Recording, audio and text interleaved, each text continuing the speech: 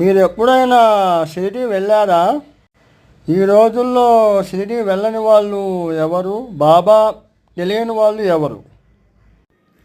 ఇది ద్వారకామాయి, బాబా ఉన్న ప్రదేశము అప్పట్లో.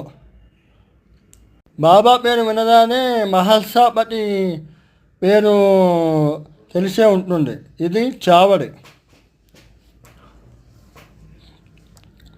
మహల్సాపతి అంటే ఆయన పూజారి. బాబాని అప్పట్లో మొట్టమొదటిసారి చూసి ఆవో సాయి అని ప్రేమగా పిలిచిన పూజారి, తండోమా మందిర పూజారి. ఇదే ఆయన నివాసము. ఇప్పుడు మీరు చూసేటటువంటిది మహల్సాపతి నివాసము. ఇప్పటికీ అలానే ఉంది, ఏమీ మారలేదు. ఆ ఇంట్లో